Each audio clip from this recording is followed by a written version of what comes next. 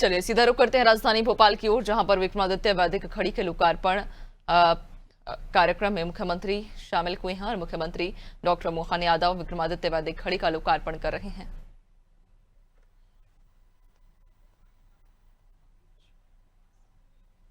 तो राजधानी भोपाल से ये तस्वीरें जहां विक्रमादित्य वैदिक खड़ी के लोकार्पण किया जा रहा है। मुख्यमंत्री डॉक्टर मोहन यादव अपने हाथों से वैदिक खड़ी का लोकार्पण करते हुए सीएम हाउस में कार्यक्रम का आयोजन रखा गया है और उसके बाद मुख्यमंत्री युवाओं से संवाद भी करेंगे। ये तस्वीरें हैं राजधानी भोपाल से।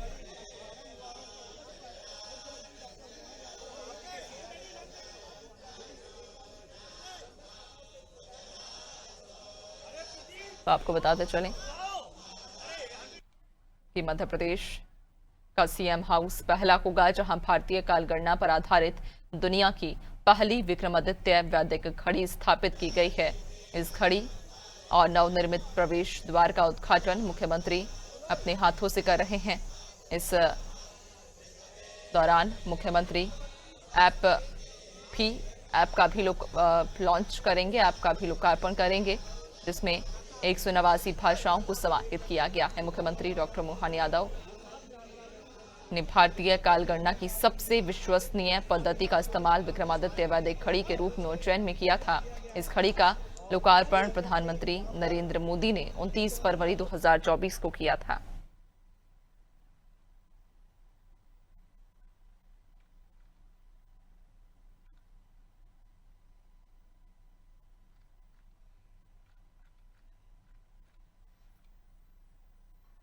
तो आपको बताते चलें कि जो वैदिक ऐप लॉन्च किया जाएगा उसमें वैदिक ऐप में पंचांग की सारी जानकारी उपलब्ध होगी। ऐप में समय की जानकारी के साथ साथ सूर्योदय और सूर्यास्त की जानकारी भी मिलेगी।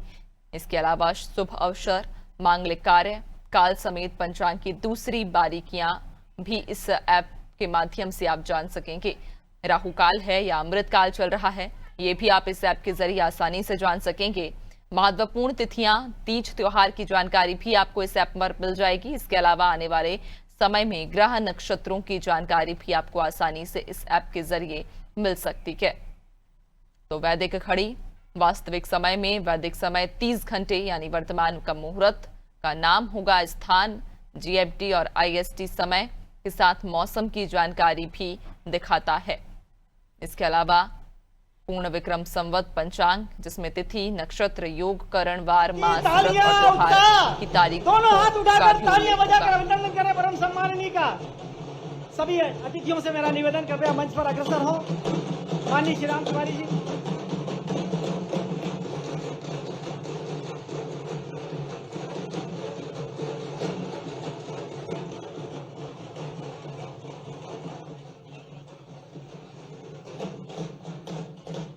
साथ ही पद्मश्री डॉक्टर भगवती लाल राजपुरोहित जी से मेरा अनुरोध है, कृपया मंच पर अग्रसर हो। पंडित शिवशंकर मिश्र जी, कुलगुरु महर्षि सांदीपनि विश्वविद्यालय, कृपया मंच पर आ जाएं। माननीय श्री विजय मनोहर तिवारी जी, कुलगुरु माखनलाल चतुर्वेदी विश्वविद्यालय। माननीय श्री संतोष चौबे जी, कुलगुरु रविन्द्रनाथ टैगोर विश्वविद्यालय। प्रोफेसर अर्पण भारद्वाज जी, कुलगुरु विक्रम विश्वविद्यालय, कृपया मंच पर आ जाएं। पंडित श्री रमाकांत पांडे जी, संस्कृति विश्वविद्यालय भोपाल, कृपया मंच पर पधारें, मंचासीन हो जाएं। श्री हरप्रीत सिंह सलूजा जी, कुलगुरु सेम ग्लोबल विश्वविद्यालय, कृपया मंच पर अग्रसर। आदरणीय भाई साहब, हमारे वरेण्य और मार्गदर्शक आदरणीय भाई साहब श्री अशोक कड़ेल जी से मेरा अनुरोध रहेगा, कृपया मंच पर आकर अपना स्थान ग्रहण करें।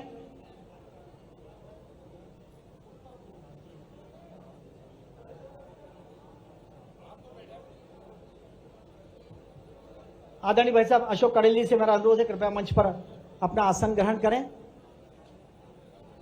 आदरणीय श्री राजेश कुशवाहा जी से मेरा अनुरोध है, कृपया मंच पर आसन ग्रहण करें।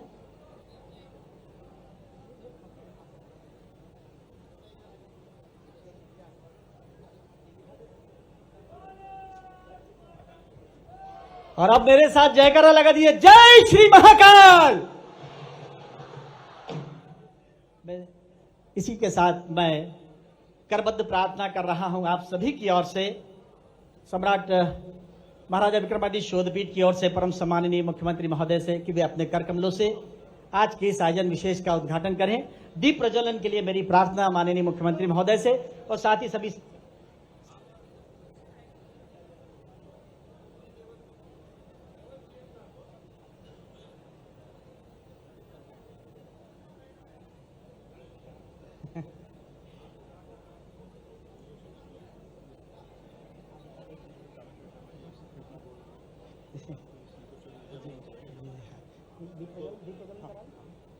और दीप प्रज्वलन के लिए मेरी प्रार्थना होगी।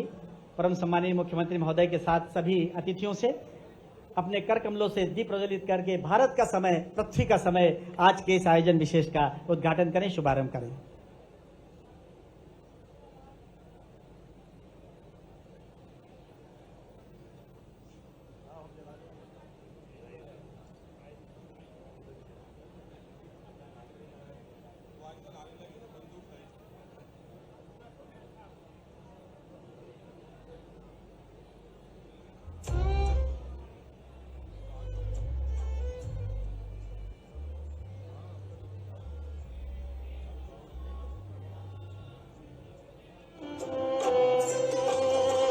शुभं कुरुत्वं कल्याणम् आरोग्यं धनसम्पदः शुभ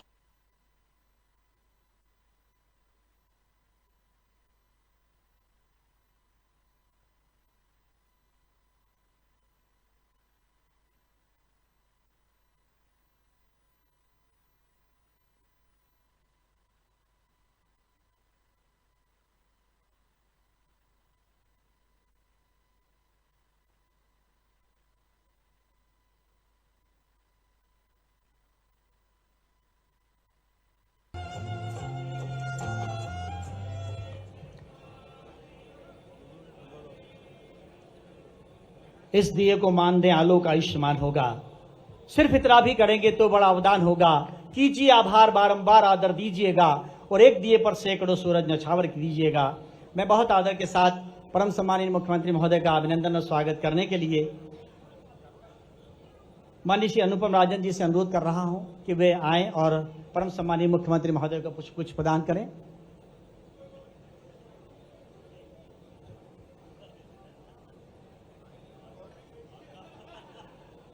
और साथ ही श्री एनपी नामदेव जी से मेरी प्रार्थना है कि अग्रिम पंक्ति में जितने भी अतिथि हैं उन सब का अभिनंदन करें, स्वागत करें। इसी क्रम में महाराजा विक्रमादित्य शोधपीठ की ओर से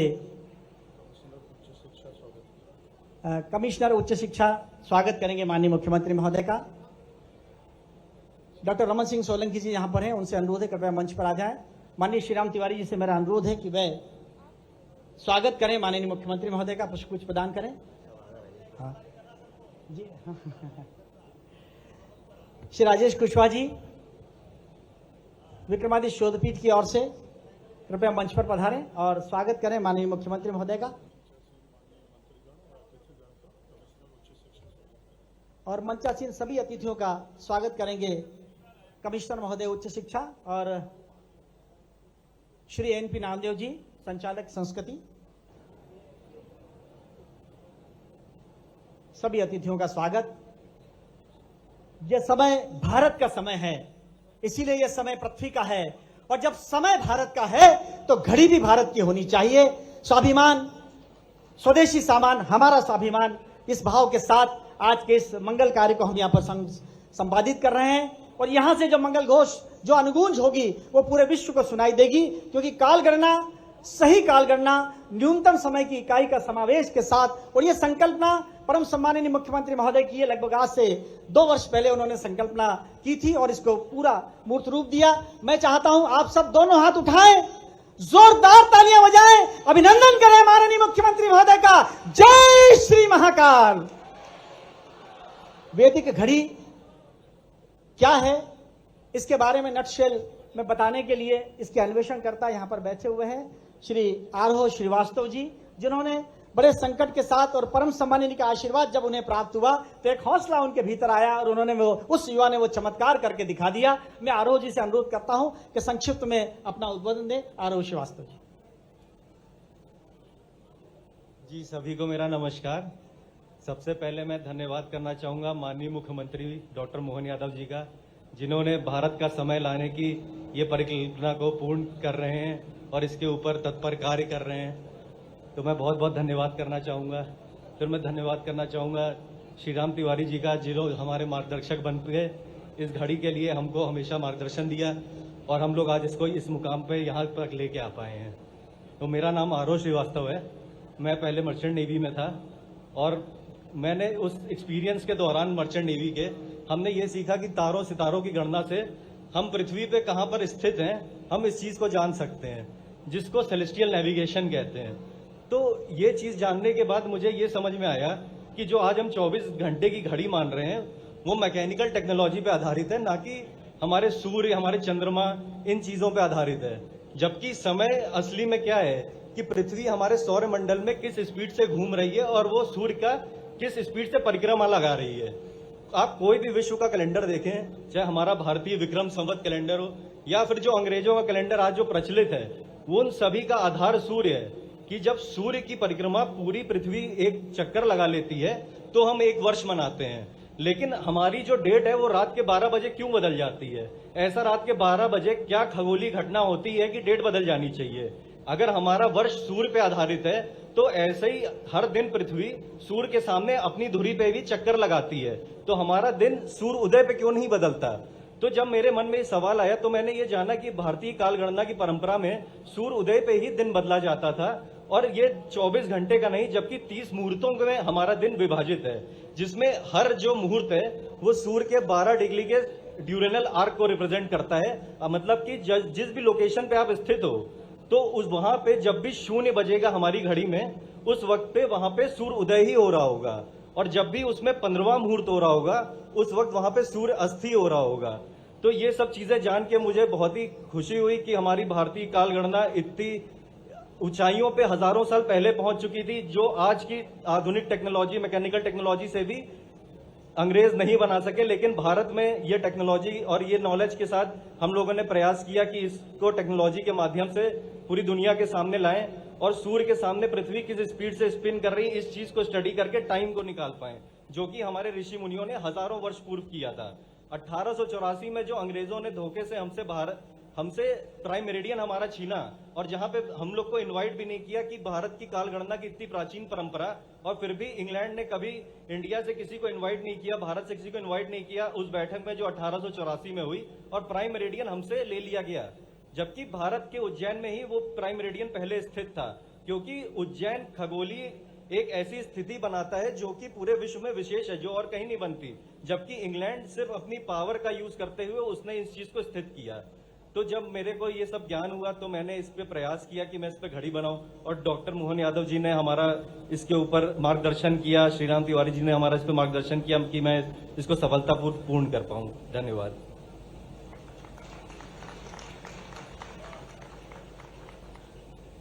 धन्यवाद आरोह जी, आपको ऐसा आशीष मिला कि आपने एक ऐसा करिश्मा करके दिखा दिया। चूंकि आज युवा संसद भी होने वाली है, तो उसकी विषय प्रस्तावना रखने के लिए मैं महाराजा विक्रमादित्य शोधपीठ के निदेशक और वीर भारत न्यास के न्यासी सचिव परम सम्मानीय श्री राम तिवारी जी से अनुरोध कर रहा हूं। श्री राम तिवारी जी।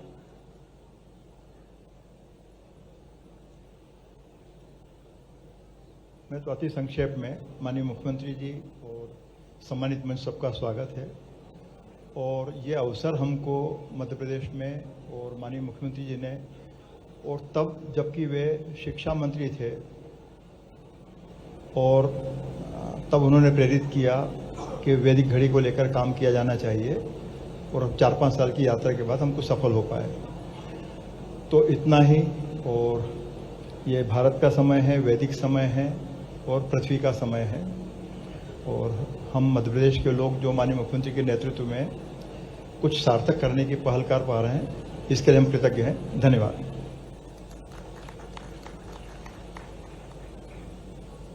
धन्यवाद आदरणीय तिवारी जी। मैं बहुत ही सम्मान के साथ सांसद भोपाल आदरणीय श्री आलोक शर्मा जी से अनुरोध कर रहा हूं इस समय पर वो अपने विचार उद्घाटित करें। श्री आलोक शर्मा जी।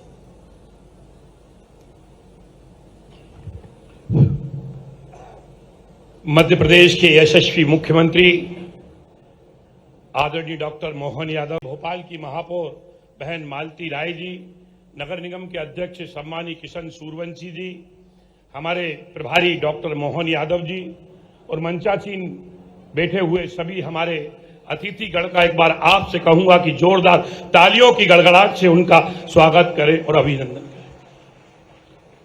विक्रमादित्य वैदिक घड़ी लोकार्पण के अवसर पर मैं आप सबको दिल की गहराइयों से हार्दिक हार्दिक शुभकामनाएं देता हूं और बधाई देता हूं।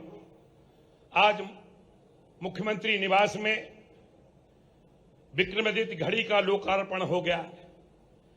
आज से भारत का समय बदल रहा है।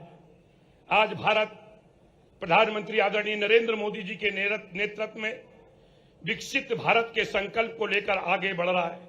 आज इस घड़ी के लग जाने के बाद हमारा देश, हमारा वतन, हमारा हिंदुस्तान, हमारा भारत सोने की चिड़िया की तरफ इस घड़ी के माध्यम से आगे बढ़ने जा रहा है।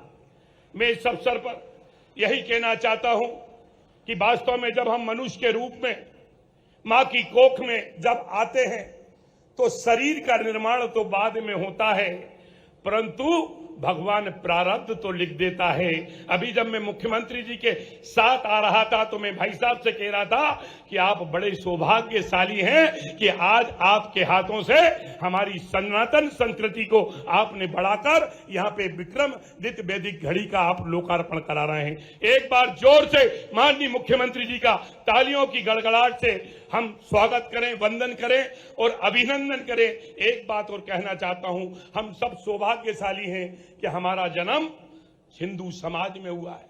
हम संस्कृति को मानते हैं, सनातन संस्कृति के काम के ऊपर आगे बढ़ते हैं। हमारे ऋषि मुनियों ने जो आज हमको विरासत के अंदर जो विक्रमादित्य घड़ी वैदिक घड़ी सौंपी है, वो नए सिरे से आज से मुख्यमंत्री निवास के ऊपर ये लोकार्पण हो रहा है। इस घड़ी के माध्यम से हम काल गणना भी करेंगे और जो भी सूर्य, चंद्र, मंगल, बुध, गुरु, शुक्र, शनि, राहु, केतु अलग अलग जो है उसका भी अध्ययन करेंगे। हम भी नई पीढ़ी के हैं, हम सबको भी सीखने को भी मिलेगा और हमारे यहाँ पे विद्वान बेटे हैं जिनके मार्गदर्शन के अंदर आज विक्रमादित्य वैदिक घड़ी का यहाँ पे लोकार्पण हुआ है। और वास्तव में भारत के समय की आज यहाँ के ऊपर जो पुनर्स्थापना की पहल माननीय मुख्यमंत्री जी ने की है, उनको मैं इस अवसर पर बहुत बहुत धन्यवाद देता हूं, बहुत बहुत बधाई देता हूं। धन्यवाद।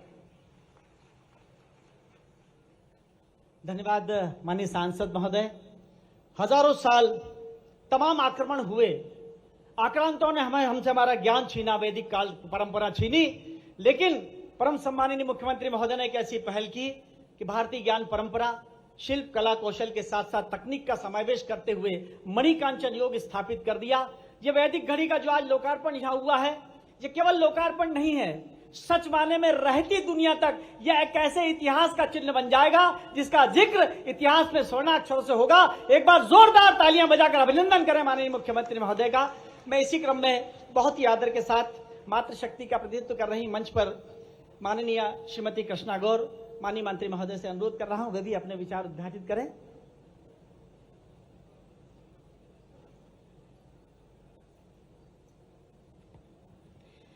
बोलिए भारत माता की, भारत माता की। मंच पर विराजमान मध्य प्रदेश के बहुत ही लोकप्रिय और यशस्वी मुख्यमंत्री आदरणीय डॉक्टर मोहन यादव जी,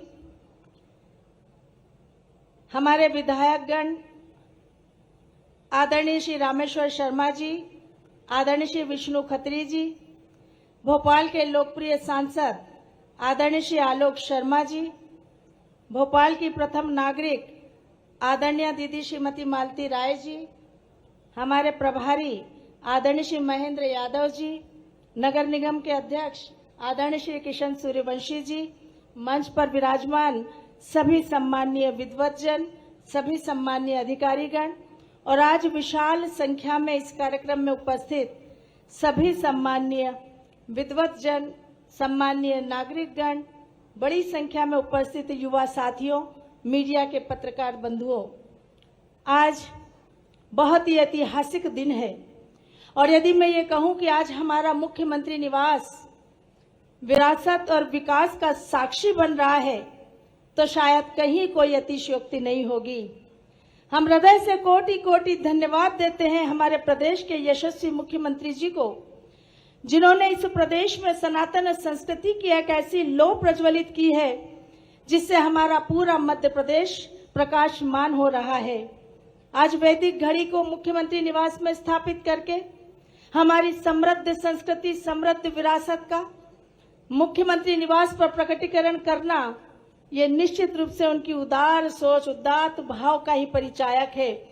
और इसलिए आज एक तरफ तो हमारी समृद्ध विरासत हम पुनः स्थापित करने का काम कर रहे हैं, वैदिक घड़ी के माध्यम से हमारा मान सम्मान, हमारा स्वाभिमान फिर लौटा है। वहीं दूसरी तरफ आज बड़ी संख्या में युवाओं से संवाद का कार्यक्रम भी, जो हमारे आने वाले भविष्य के कर्ता धर्ता है, माननीय मुख्यमंत्री जी करेंगे।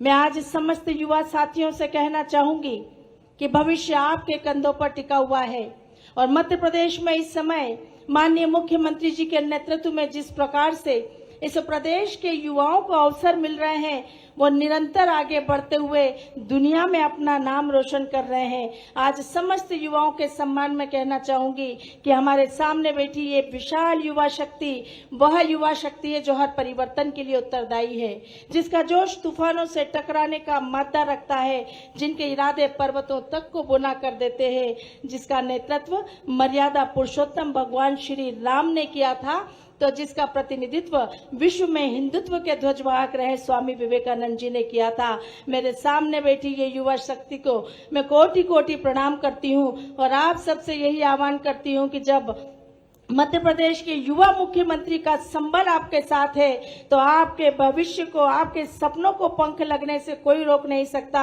आप खूब आगे बढ़े। ये देश प्रधानमंत्री श्री नरेंद्र मोदी जी के कुशल नेतृत्व में 2047 में विकसित देश बने, विश्व का नेतृत्व करने वाला देश बने, वो अवसर आप सबको इस समय उपलब्ध हो रहे हैं। हम सब मिलकर इस अवसर का पूरा लाभ उठाएं और जिस प्रकार का वातावरण आज मध्य प्रदेश में माननीय मुख्यमंत्री जी के नेतृत्व में हो रहा है, निश्चित रूप से वो हमारे लिए बहुत बड़ी पहल है। मैं एक बार पुनः हृदय से माननीय मुख्यमंत्री जी को, पूरी टीम को, पूरे विभाग को बहुत बहुत बधाई देती हूं कि आज विरासत और विकास के इस अद्भुत उदाहरण को हम सबके सामने यहाँ प्रस्तुत किया है, जो आने वाले समय में निश्चित रूप से मध्य प्रदेश के लिए मील का पत्थर साबित होगा। बहुत बहुत धन्यवाद। जय हिंद।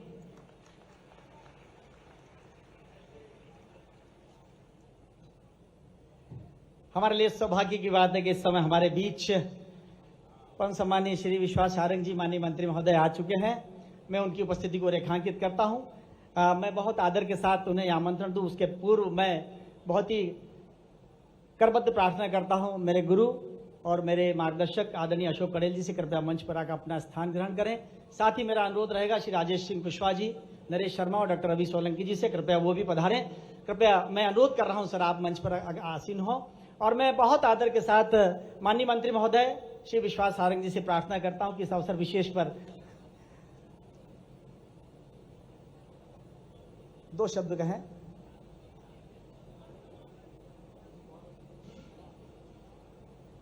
स्वागत कर रहे हैं हम संस्थान की ओर से। प्रार्थना मेरी आदरणीय अशोक कड़ेल जी से। बहुत बहुत धन्यवाद। और हम इस क्रम को थोड़ा सा और आगे बढ़ाते हैं, चूंकि बात यदि सनातन की सिद्धि, ये समय सनातन की सिद्धि का है, ये समय सतत समृद्धि का है।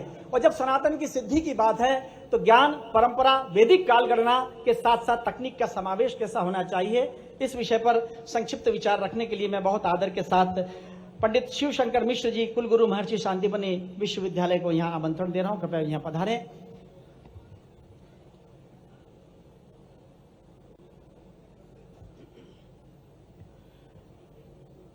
आदरणीय संस्कृति, सभ्यता, परंपरा और भारतीयता के संरक्षण में सतत समर्पित मध्य प्रदेश के यशस्वी माननीय मुख्यमंत्री जी, मंच पर विराजमान आदरणीय सांसदगण, विधायकगण, जनप्रतिनिधि और मंच पर विराजमान समस्त कुलगुरु आचार्यगण, समस्त अधिकारीगण और यहाँ पर बड़ी मात्रा में पधारे हुए समस्त सनातन पद्धति के पुजारियों, यह अत्यंत प्रसन्नता का विषय है कि हम जिस समय, जिस परिधि, जिस परंपरा में इस समय जी रहे हैं, वह भारत का युग है, वह भारतीयता का, वह भारतीय चिंतन, भारतीय संस्कृति का युग है।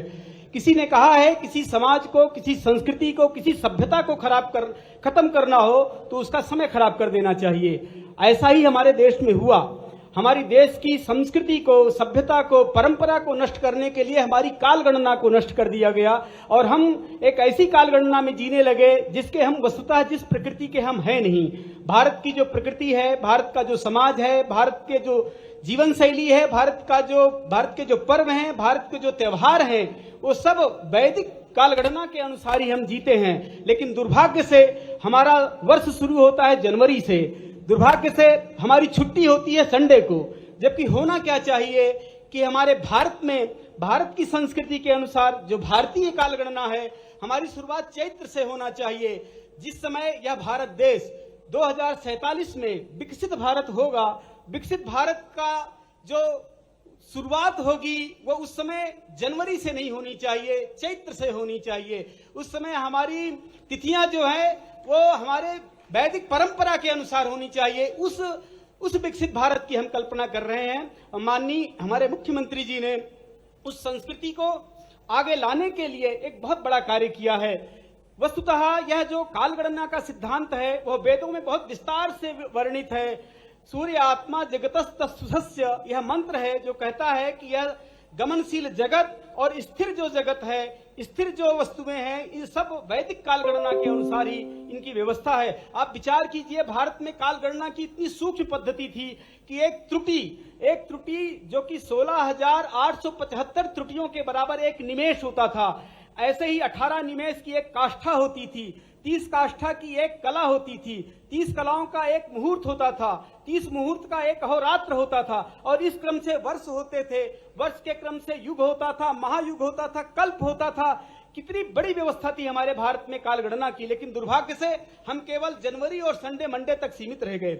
आप विचार कीजिए कि कितनी 1000 कमल के पत्रों पर एक सुई के भेदन करने से, एक सुई के भेदने पर कितना कम सेकंड लगते हैं, लेकिन 1000वें पत्र के भेदन में जो काल है और प्रथम पत्र के भेदन का जो काल है वो बिल्कुल अलग है। आप विचार कीजिए कि हमारे ऋषियों ने, हमारे आचार्यों ने, हमारे ज्योतिर्विदों ने, हमारे खगोल शास्त्रियों ने काल की कितनी सूक्ष्मतम विवेचना की थी। मैं निश्चित रूप से माननीय मुख्यमंत्री जी के इस वैदिक घड़ी के उद्घाटन से, वैदिक घड़ी के लोकार्पण से ऐसा अनुभव कर रहा हूं कि यह देश एक समय ऐसा आएगा जो भारतीय संस्कृति के अनुसार, भारतीय चिंतन के अनुसार और भारतीय परंपरा के अनुसार ही अपने जीवन को आगे बढ़ाएगा।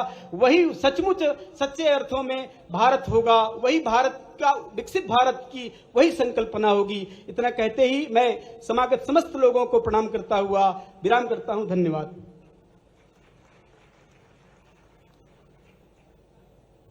जब समय भारत का है तो घड़ी भी भारत की होनी चाहिए। 5000 साल पूर्व का संपूर्ण पंचांग और तिथियां, वार, त्योहार के साथ साथ आने वाले 2000 वर्षों का भी इसमें समाहित है। और इतना ही नहीं बल्कि वो डायलेक्ट्स, वो भाषाएं जो लगभग विलुप्त होने की कगार पर हैं, उन सबके साथ लगभग 190 भाषाओं में यह ऐप देखा जा सकेगा। मैं इस क्रम को आगे बढ़ाने के लिए वैदिक काल गणना, तकनीक, विज्ञान और सनातन परंपरा का जो योग बन रहा है उस पर संक्षिप्त विचार रखने के लिए बहुत आदर के साथ माननीय श्री संतोष जी चौबे, कुलाधिपति रविंद्रनाथ टैगोर विश्वविद्यालय जी को आमंत्रित करता हूं। कृपया आएं और अपना संक्षिप्त उद्बोधन यहां पर रखें।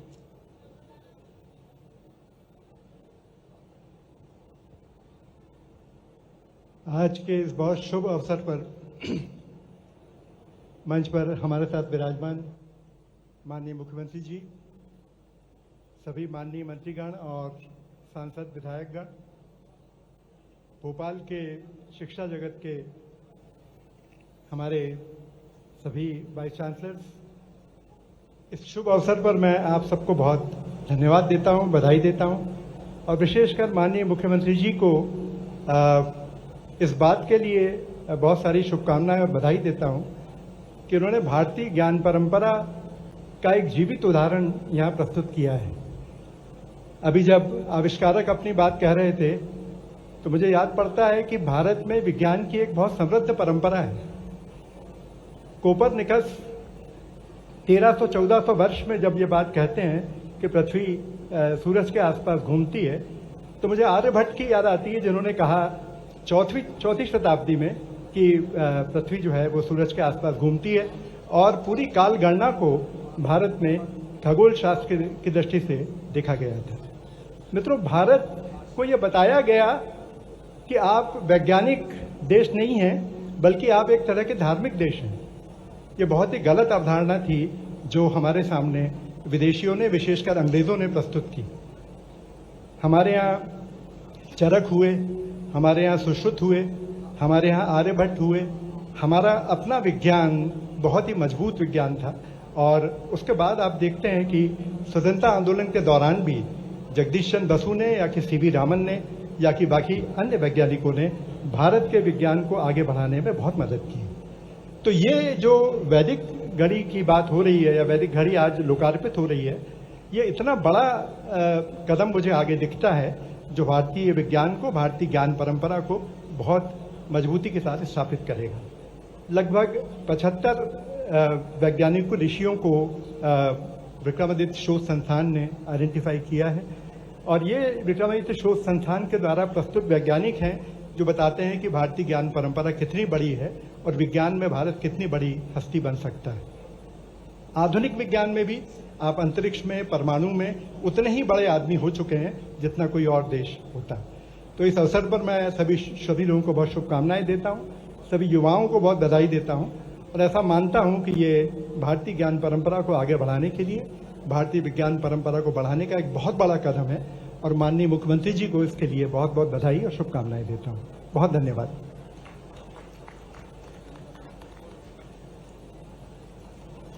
और ये वो समय है जब हम वैदिक घड़ी भेंट करेंगे माननीय मुख्यमंत्री महोदय को। उन्हीं की संकल्पना उन्हें भेंट करेंगे। उसके लिए आदरणीय श्री राम तिवारी जी, आदरणीय श्री राजेश कुशवाहा जी, नरेश शर्मा जी, डॉक्टर रवि सोलंकी जी, तीनों से मैं अनुरोध कर रहा हूं कृपया सहयोग के लिए मंच पर आ जाएं और माननीय मुख्यमंत्री महोदय को अपने कर कमलों से वो घड़ी भेंट करें जिसकी प्रतीक्षा लगभग सैकड़ों वर्षों से थी, और उसको संकल्पित रूप दे दिया माननीय मुख्यमंत्री महोदय ने, और उसे कारगर कर दिया। और ये समय आ चुका है जब उस ऐप का भी लोकार्पण होगा।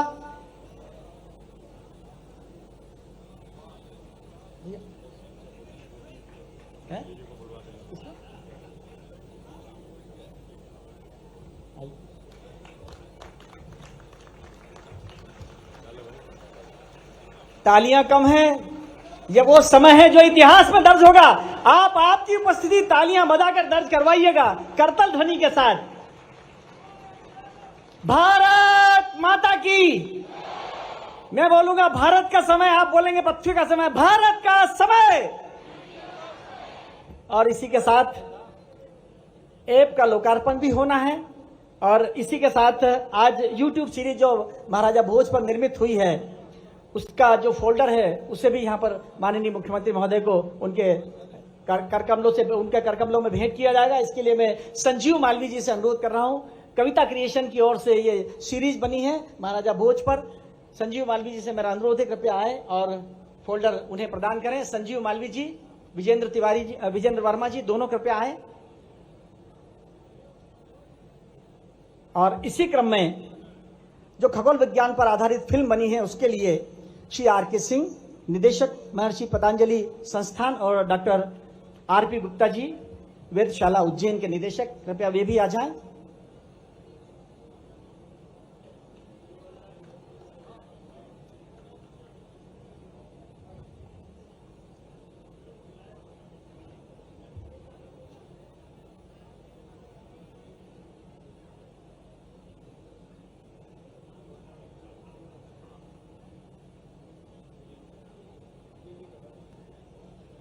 खगोल विज्ञान पर आधारित जो फिल्म का निर्माण हुआ उसके सीडी का लोकार्पण परम सम्मानीय मुख्यमंत्री महोदय के कर कमलों से, उसके लिए मैं प्रार्थना कर रहा हूं R.K. सिंह साहब से कि वे अपने कर कमलों से इसे विमोचित कराएं, इसे लोकार्पित करें।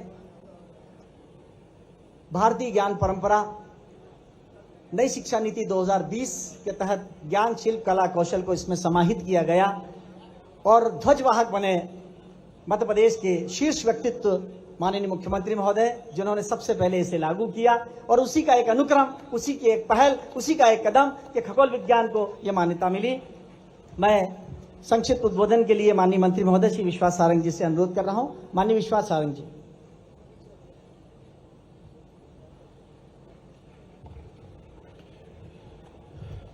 आज के इस कार्यक्रम में हमारे बीच में उपस्थित मध्य प्रदेश के यशस्वी मुख्यमंत्री आदरणीय डॉक्टर मोहन यादव जी और सम्मानित मंच, क्योंकि हम सबको माननीय मुख्यमंत्री जी को सुनना है, इसलिए मैं बहुत लंबी बात नहीं करूंगा। पर कहा जाता है कि भविष्य उसी राष्ट्र, उसी राज्य का सुव्यवस्थित रहता है जो अपने इतिहास को पूरी तरह से आत्मसात करते हुए अपनी संस्कृति को आत्मसात करता है। जय हिंदुस्तान जिंदाबाद। परंपराओं में यदि तकनीक का समावेश हो तो शायद वो द्विगुणित हो जाती है, वो बड़ा योग बन जाता है। वैदिक घड़ी का जो ऐप है उसका लोकार्पण परम सम्माननीय मुख्यमंत्री महोदय के करकमलों से होना है। मैं आदरणीय तिवारी जी से अनुरोध कर रहा हूं कि वे परम सम्माननीय को वो ऐप भेंट करें। और ये अवसर वो है जब युवा पीढ़ी ऐप से जुड़ी हुई है, टेक्नोलॉजी से जुड़ी हुई है, तो आपकी तालियों में वो जोश होना चाहिए कि आप परम सम्माननीय का अभिनंदन करें, स्वागत करें।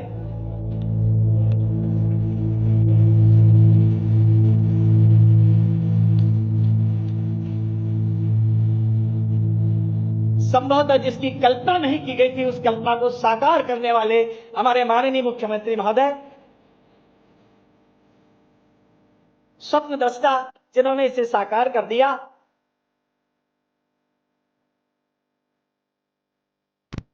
विगत विक्रम पूर्व 3179 वर्ष और उसके बाद आने वाले 2000 वर्षों तक का पूरा पंचांग घटीपल सहित और साथ ही समय की जो न्यूनतम इकाई होती है उसका समावेश इसमें किया गया है।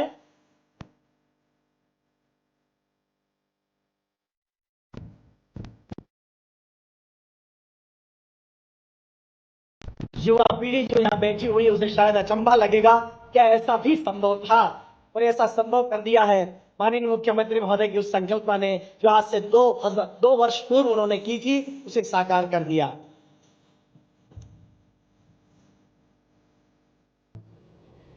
और अब समय आ गया है युवा संसद का, जिसका विषय है विक्रमादित्य वैदिक घड़ी, भारत के समय की पुनर्स्थापना की पहल किया जाना है।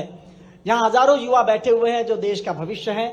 आप नई ज्ञान परंपरा के साथ, नए तेवर के साथ, नए शिल्प और कौशल के साथ जुड़ जाएं। परम सम्माननीय को मैं आमंत्रण दे रहा हूं, माननीय डॉक्टर मोहन यादव जी।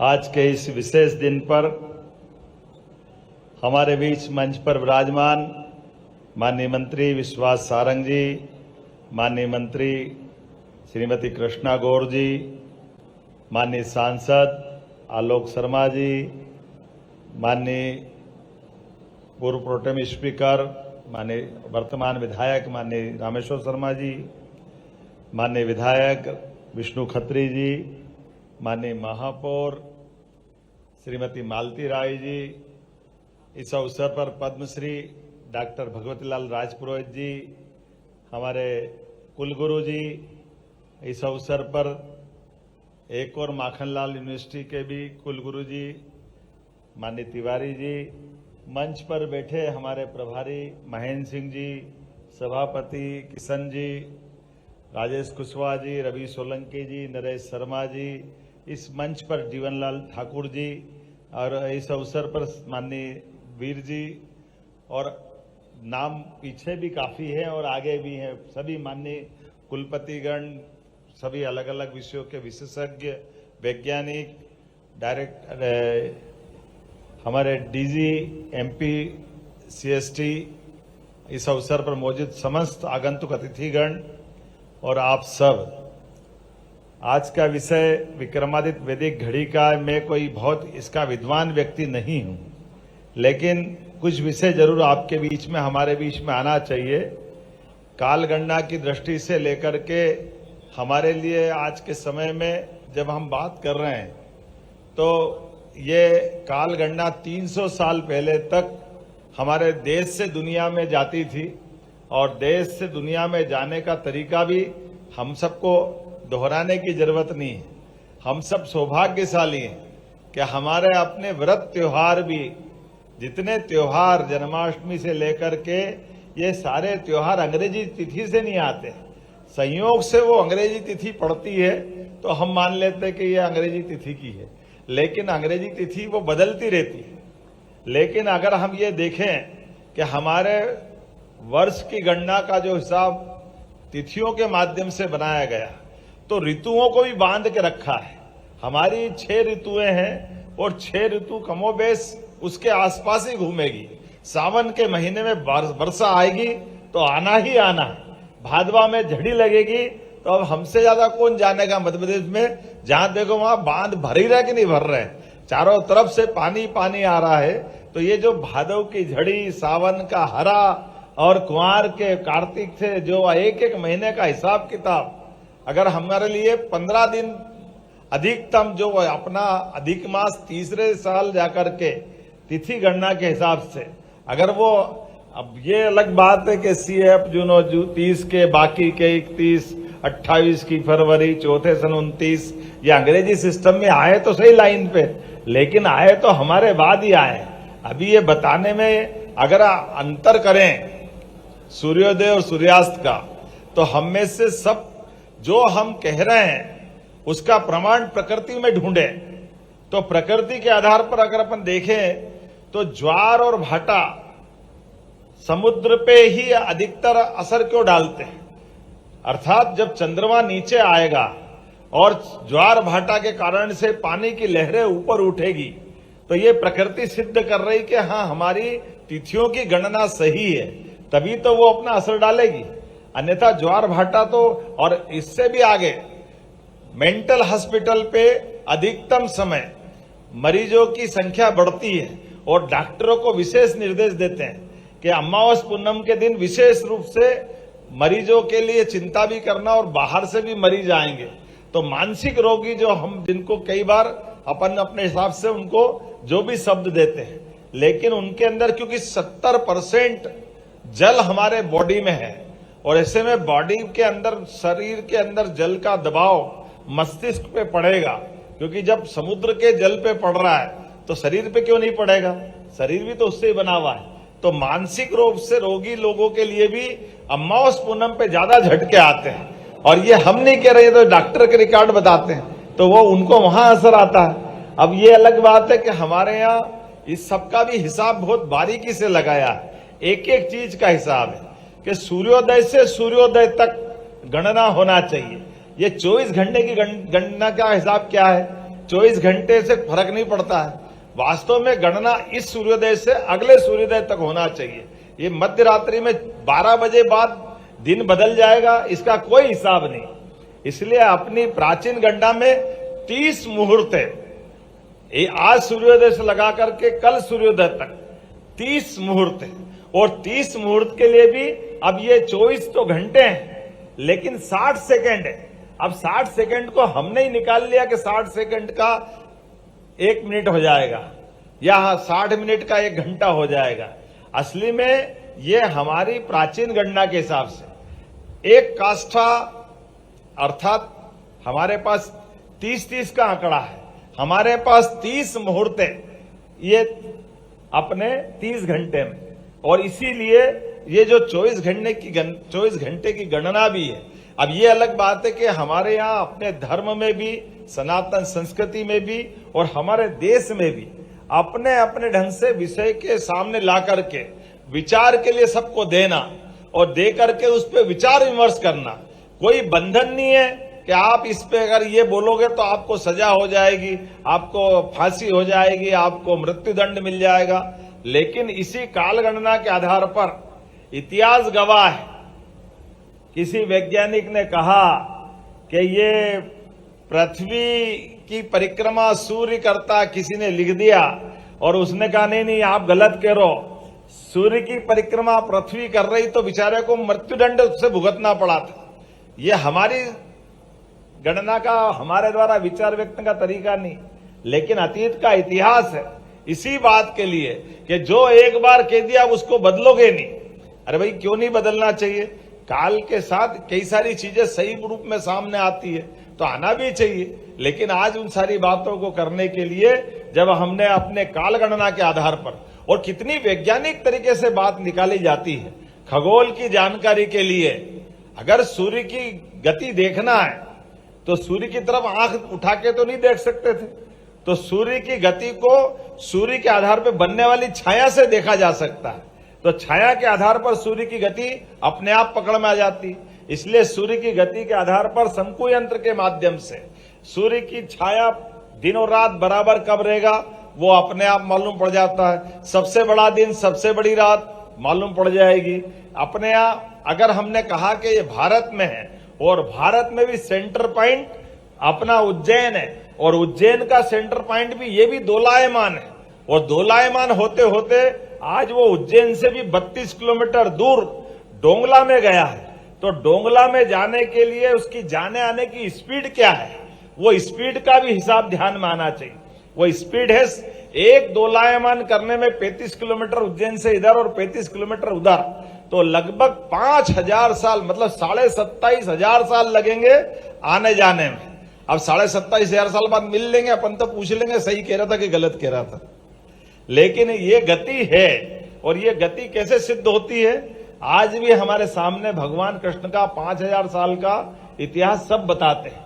तो भगवान कृष्ण ने नारायणा डोंगला का बिल्कुल समीपवर्ती गांव है, उस गांव में जाकर के सुदामा और भगवान कृष्ण ने उज्जैन में जब शिक्षा ग्रहण करने आए थे तो एक रात वहां गुजारी थी। ऐसा माना जाता है कि वो भी उसी समय गणना के शुद्ध केंद्र को ढूंढने गए थे, क्योंकि भगवान कृष्ण और बलराम बिल्कुल चोलीदाम, मतलब एक तरह से जहां भगवान कृष्ण गए कभी ऐसा कोई प्रमाण नहीं आता कि बलराम वहां नहीं है। ये एकमात्र जगह है जहां बलराम उनके साथ नहीं दिख रहे हैं। सारी कथा कहानियां ढूंढ ले तो भगवान बलराम के बजाय सुदामा मिलते, अर्थात उसमें रुचि भगवान बलराम की होगी कि नहीं होगी मालूम नहीं, लेकिन कृष्ण भगवान की रुचि थी, इसलिए सुदामा के साथ रात गए। तो वो समय गणना का केंद्र ढूंढने गए, क्योंकि सुदामा जी और बलराम जी और भगवान कृष्ण उज्जैन तो रहते ही थे। ऐसे कई रहस्य है आने वाले समय में काल गणना के माध्यम से। लेकिन आज हमारे लिए पंचांग का क्या महत्व है, वैदिक गणित का क्या महत्व है, अब तो दुनिया जान रही इस बात के लिए। इसलिए अगर हमारा आज से 10,000 साल पहले भी अगर चंद्र ग्रहण कब हुआ, सूर्य ग्रहण कब हुआ, ये जानकारी चाहिए तो कंप्यूटर भी फेल हो जाएगा। वो पंचांग से ज्योतिषी हमारे फटाक से निकाल देंगे कि कब हुआ था, क्या हुआ था, किस दिन किस तिथि में क्या हुआ। और ये जो मुहूर्त की बात भी आती है, अब मुहूर्त का मतलब शुभ मुहूर्त और अशुभ मुहूर्त नहीं है। कई बार शुभ मुहूर्त अशुभ मुहूर्त में भी महत्व है, बड़े काम के हैं। अब जैसे हमारे लिए एकादशी है तो एकादशी के दिन मुहूर्त में उपवास करना चाहिए, उसमें गलत थोड़ी है। और किसी मुहूर्त में दान करना चाहिए, किसी मुहूर्त में मित्रता करना चाहिए, तो झगड़ा नहीं करना चाहिए। तो गलत क्या है, आखिर उसमें जो अच्छी चीज छिपी है, एक बार जानकारी देने के लिए तो है ही। सबको मालूम है कि सावन के महीने में घर से बाहर जाओगे तो छतरी ले जाओ, अब उसमें क्या गलत है भाई। सावन का महीना आंध्रा का नक्षत्र भादवा में आ रहा है, तो आंध्रा में अगर आप जाओगे तो अपने साथ अपनी बरसात से बचने के साधन भी ले जाना। तो इसमें आप कहीं भी होगे, उसमें गलत क्या है। तो हमारे नक्षत्र, हमारे ग्रह, हमारी सभी प्रकार की तिथियां, इनके आधार पर, और इसीलिए अब पूर्णिमा होगी तो पितृ कार्य, और अगर हम अपने निर्धारित काम से अवकाश ले लें, अब तो हमने अपनी विधानसभा में भी लेबर एक्ट में संशोधन कर दिए। गया जमाना के भैया 8 घंटे के अलावा नहीं करोगे, अब तो आपके काम के आधार पर, क्योंकि अपने इन त्योहारों के आधार पर काम प्रभावित नहीं होना चाहिए। तो हमारे यहाँ तो तुम 8 दिन की संडे सैटरडे की कौन सी बात कर रहे हो, हमारे यहाँ तो महीने भर काम करो, अमावस के दिन की छुट्टी करो। आज भी गांव गांव में सभी क्षेत्र में अमावस के दिन काम की छुट्टी है, बाकी तो काम करने के लिए जीवन पड़ा है। अरे जन्म से लेकर मृत्यु तक ये समय भी अगर नियत है तो काम करने की ललक भी हमारे जीवन के साथ जुड़ती है, उसमें कोई अवकाश थोड़ी आता है। लेकिन अवकाश को समायोजित करते हुए शरीर को विश्राम देना है, इस तालमेल के साथ चलना।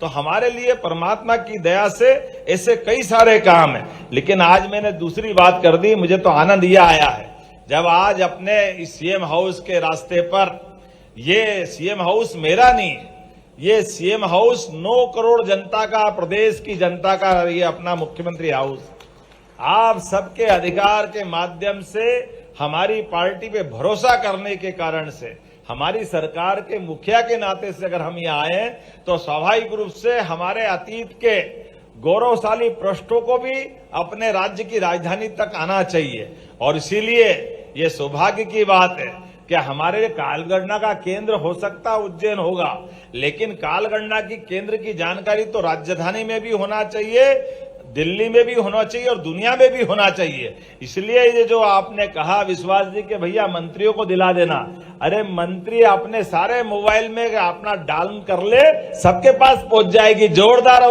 अभिनंदन करें दुनिया भर के अंदर हर जगह। ये इस ऐप के माध्यम से आप हर एक कोई, आपको घड़ी लगाओ अच्छी बात है, लेकिन आपके मोबाइल के अंदर ये घड़ी आ जाएगी।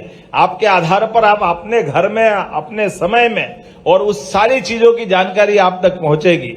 और आज के इस सुंदर आयोजन में उच्च शिक्षा विभाग, संस्कृति विभाग दोनों ने मिलकर के जो अच्छा काम किया है कि आज मुख्यमंत्री निवास के बाहर वैदिक घड़ी लगाई है।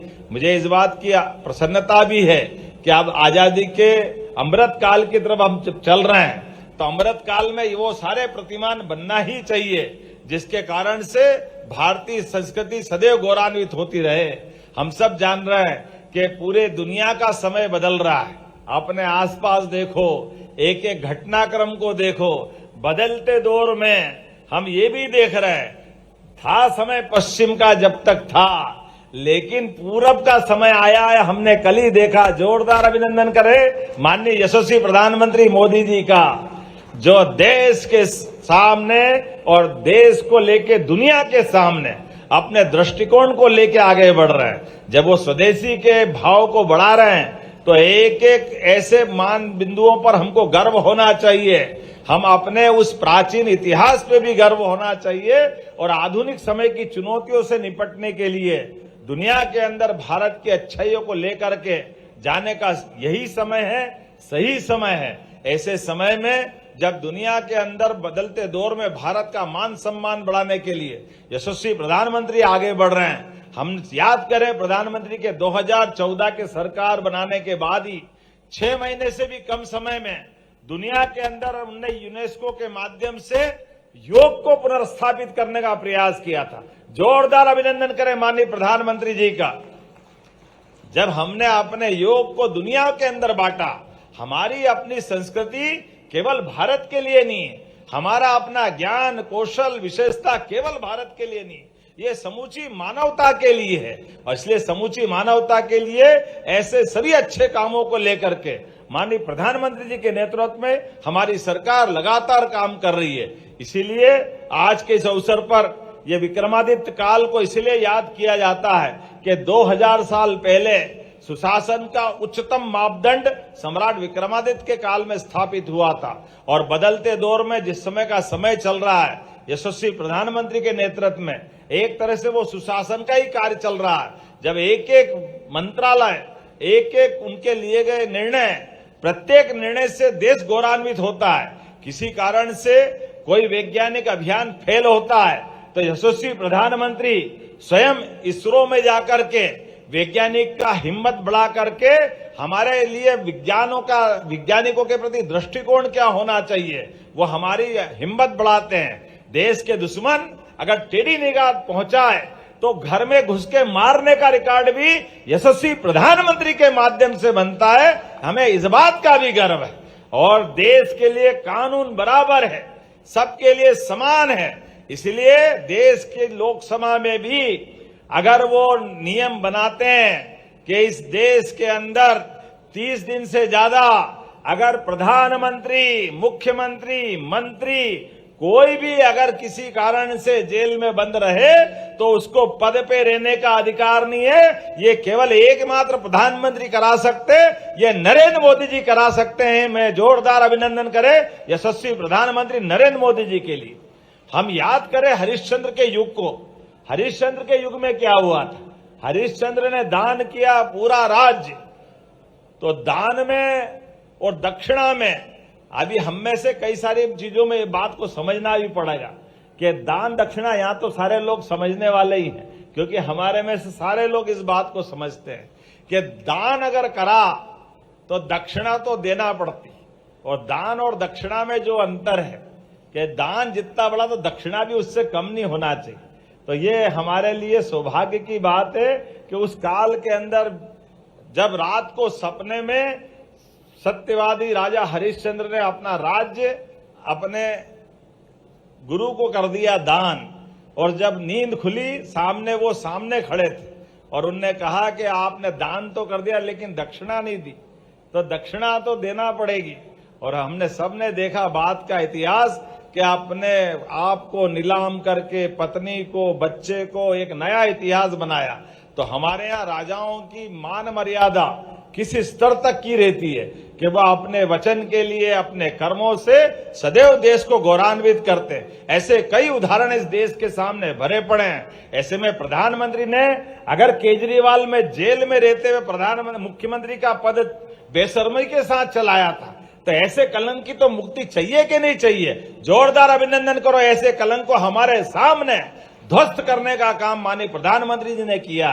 कितनी शर्म आती है अगर जेल जाते हो अपने कर्मों के कारण, और बाद में अगर आप कहते हो कहां कानून में लिखा कि इस्तीफा देना चाहिए। अरे बाप रे बाप, अगर इतना पवित्र पद मुख्यमंत्री जैसा भी, जिसको डीजी से लेकर पूरा राज्य सलाम करता है, और आप उसके सामने पुलिस वाले के जो अपने दायित्व के आधार पर उसके बंदी खाने में बंद पड़े हो, और फिर आप कहते हो कि मुझे कहां लिखा है। अरे ऐसे आदमी को तो डूब मरना चाहिए।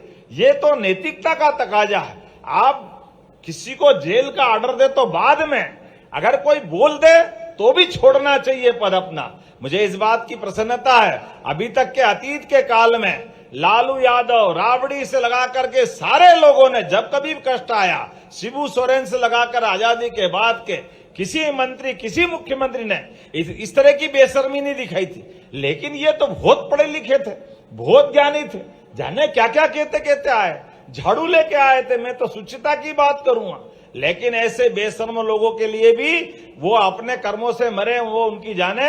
लेकिन यशस्वी प्रधानमंत्री ने जो नैतिकता के बल पे एक एक करके जो अपने अलग सरकार के माध्यम से देश और दुनिया के सामने दुनिया का सबसे बड़े लोकतंत्र को गौरवान्वित करने के जो अवसर दे रहे हैं, वाकई वो अद्भुत है। मुझे लगता है कि आज के समय में सही अर्थ में ये घड़ी सही चल रही है। ये हमारी घड़ी वैदिक घड़ी नहीं है, ये हमारे वर्तमान के भारत के हालचाल दुनिया को बता रही है। असली में तो घड़ी तो दिखावे के लिए है। घड़ी का मतलब क्या है? घड़ी का मतलब गति है। गति सूर्य से पृथ्वी के बीच चक्कर लगाने की, इसलिए सबकी घड़ी अलग अलग है। पृथ्वी की घड़ी अपनी 365 दिन में पूरी करती है और शनि 29.5 साल में करता है। तो ये हमारे नक्षत्र के आधार पर, हमारे ग्रहों के आधार पर, हमारी आकाश गंगा के आधार पर सबकी गति अलग अलग है। लेकिन सबकी गति का अंत सबके भगवान ने दिए गए भाग्य के आधार पर जोड़ी गई है। इसलिए इस बदलते दौर में, बदलते समय में हमारी ज्ञान गंगा की ये जो धारा यहां तक आई है और आगे तक जाए, इस शुभकामना के साथ मैं आप सबको भी बधाई देता हूं और उम्मीद करता हूं कि हम सब इस वैदिक घड़ी का उपयोग करते हुए अपने भी किसी मित्र, परिवार, सगे संबंधी, जानकार, दोस्त, इस सबको देंगे और देने के आधार पर इसकी चर्चा करेंगे। माने हमारे विश्वास सारंग जी बता रहे हैं, मेरे को लगता है सारे लोग मोबाइल ऊपर कर लो अपने अपने, और वो श्रीवास्तव जी कहाँ किस किस ने डाल लिया ऐप में जरा बताना अपने अपने। और एक बार आप QR कोड से जरा सबको बताने के लिए बता दो कैसे सबके डल जाए। जैसे मोबाइल आप अपने सब ऊपर करो एक बार जो जो चाहते हैं, और जरा अपनी लाइट चालू करके बताओ कि आज के इस अवसर पर थोड़ी सी सब मोबाइल की लाइट चालू करके बताओ। यह हमारा सूर्योदय से सूर्योदय का समय हो गया। यह है सूर्योदय का समय जिसको हम ये वैदिक घड़ी की आवश्यकता है। ये आपके अपने बीच में से ये हमारा वास्तव में 30 घंटे से 30 घंटे का ये सूर्योदय का समय है जो हम चाह रहे हैं। तो उम्मीद कर रहे हैं आज के इस अवसर पर आप सब ने इस भाव के आधार पर शामिल हुए कि हम अपने वैदिक गणना के ऊपर गर्व करेंगे। मेरी अपनी ओर से पुनः आप सबका वंदन, अभिनंदन। मेरे साथ बोलो भारत माता की, भारत माता की, भारत माता की। बहुत बहुत धन्यवाद। धन्यवाद परम सम्माननीय मुख्यमंत्री महोदय। आज आपने जो हमें उद्बोधन दिया, यहाँ दर्शकों को जो उद्बोधन दिया, युवाओं के अंदर जो जोश भर दिया, आने वाली दुनिया में इसी प्रेरक आलोक में वो आगे बढ़ेंगे। मैं बहुत ही अनुरोध के साथ आभार के लिए doctor Anil Kothari, director general MAPCOST को यहाँ आमंत्रण दे रहा हूँ कि वे परम सम्माननीय मुख्यमंत्री महोदय के प्रति और मंचासीन अतिथियों के प्रति आभार की अभिव्यक्ति दें।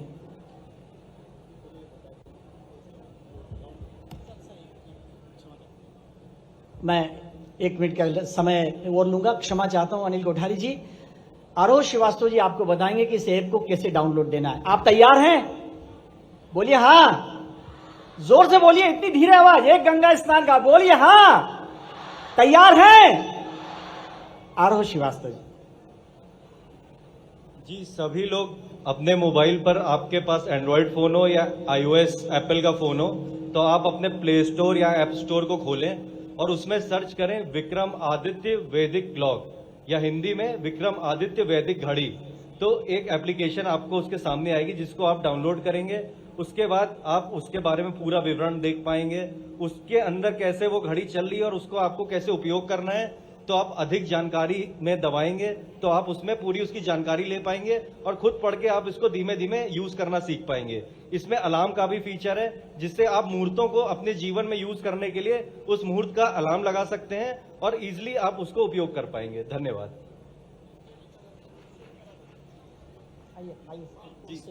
जी, और सभी के पास एक ब्रोशर होगा, जिस ब्रोशर के सबसे पीछे एक QR कोड दिया हुआ है। वो QR कोड जब आप स्कैन करेंगे तो उसको स्कैन करने के बाद वैदिक घड़ी की सारी इंफॉर्मेशन आपको उसमें मिलेगी और नीचे जाके आपको 2 लिंक मिलेंगे, एप्पल प्ले स्टोर के और एंड्रॉइड प्ले स्टोर के, जिसको आप क्लिक करेंगे तो आप सीधा उसमें एप्लीकेशन को डाउनलोड करने के लिंक पे जंप कर जाएंगे और वहां से आप इसको डाउनलोड करके आप इसका आनंद ले पाएंगे। धन्यवाद।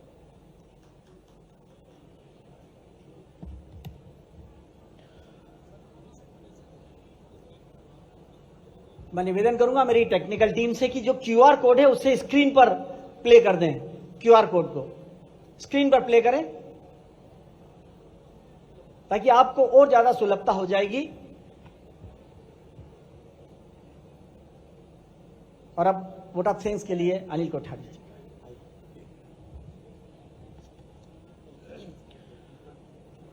प्रदेश के यशस्वी एवं युवाओं के प्रेरणा स्रोत माननीय मुख्यमंत्री जी डॉक्टर मोहन यादव जी के प्रति हम सब हार्दिक आभार कृतज्ञता प्रकट करते हैं।